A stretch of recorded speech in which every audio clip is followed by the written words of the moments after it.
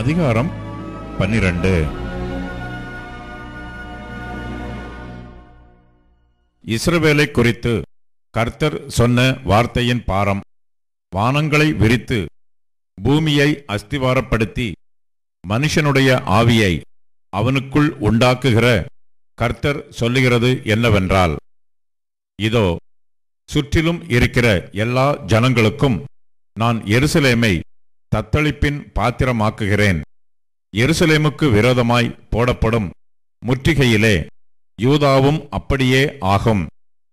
அந்நாளிலே நான் எருசலேமை சகல ஜனங்களுக்கும் பாரமான கல்லாக்குவேன். அதை கிளப்புகிற யாவரும் சிதைக்கப்படுவார்கள். பூமியிலுள்ள ஜாதிகளெல்லாம் அதற்கு விரோதமாய் கூடிக்கொள்வார்கள். அந்நாளிலே நான் குதிரைகளுக்கெல்லாம் திகைப்பையும் அவைகளின் மேல் ஏறி இருக்கிறவர்களுக்கெல்லாம் புத்தி மயக்கத்தையும் வரப்பண்ணி, யூதா வம்சத்தின் மேல் என் கண்களை திறந்து வைத்து ஜனங்களுடைய எல்லா குதிரைகளுக்கும் குருட்டாட்டத்தை உண்டு பண்ணுவேன் என்று கர்த்தர் சொல்லுகிறார். எருசலேமின் குடிகள் சேனைகளின் கர்த்தராகிய தங்கள் தேவனுடைய துணையினால் எங்களுக்கு பெலனானவர்கள் என்று அப்போது யூதாவின் தலைவர் தங்கள் இருதயத்திலே சொல்லுவார்கள். அந்நாளிலே யூதாவின் தலைவரை விறகுகளுக்குள்ளே எரிகிற அக்கினி அடுப்புக்கும் வைக்கோல் கட்டுகளுக்குள்ளே எரிகிற தீவட்டிக்கும் ஒப்பாக்குவேன். அவர்கள் வலதுபுறமும் இடதுபுறமுமாக புறப்பட்டு சுற்றிலும் இருக்கிற எல்லா ஜனங்களையும் பட்சிப்பார்கள். எருசலேம் திரும்பவும் தன் ஸ்தானமாகிய எருசலேமிலே குடியேற்றப்பட்டிருக்கும். தாவீது வம்சத்தாரின் மகிமையும் எருசலேமின் குடிகளுடைய மகிமையும் யூதாவின் மேல் தன்னை உயர்த்தாதபடிக்கு கர்த்தர் யூதாவின் கூடாரங்களை முதல் ரட்சிப்பார். அந்நாளிலே கர்த்தர் எருசலேமின் குடிகளை காப்பாற்றுவார்.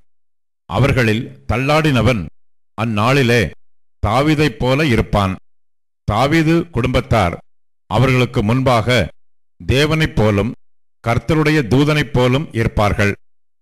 அந்நாளிலே எருசலேமுக்கு விரோதமாய் வருகிற எல்லா ஜாதிகளையும் அழிக்கப் பார்ப்பேன். நான் தாவீது குடும்பத்தாரின் மேலும் எருசலேம் குடிகளின் மேலும் கிருபையின் ஆவியையும் விண்ணப்பங்களின் ஆவியையும் ஊற்றுவேன். அப்பொழுது அவர்கள் தாங்கள் குத்தின என்னை நோக்கி பார்த்து, ஒருவன் தன் ஒரே பேரானவனுக்காக புலம்புகிறது போல எனக்காக புலம்பி, ஒருவன் தன் தலைச்சன் பிள்ளைக்காக துக்கிக்கிறது போல எனக்காக மனங்கசந்து துக்கிப்பார்கள். அந்நாளிலே மெகிதோன் பட்டணத்து பள்ளத்தாக்கின் ஊராகிய ஆதாத் ரிமோனின் புலம்பலைப் போல எருசலேமின் புலம்பல் பெரிதாயிருக்கும். தேசம் புலம்பிக் கொண்டிருக்கும்.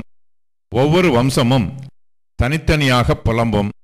தாவீது குடும்பத்தார் தனியையும் அவர்கள் ஸ்திரீகள் தனியையும், நாத்தான் குடும்பத்தார் தனியையும் அவர்கள் ஸ்திரீகள் தனியையும், லேவி குடும்பத்தார் தனியையும் அவர்கள் ஸ்திரீகள் தனியையும், சீமேயி குடும்பத்தார் தனியையும் அவர்கள் ஸ்திரீகள் தனியையும், மற்றுமுண்டான சகல குடும்பங்களிலும் ஒவ்வொரு குடும்பத்தின் மனுஷர் தனித்தனியையும் அவர்களுடைய ஸ்திரீகள் தனித்தனியையும் புலம்புவார்கள்.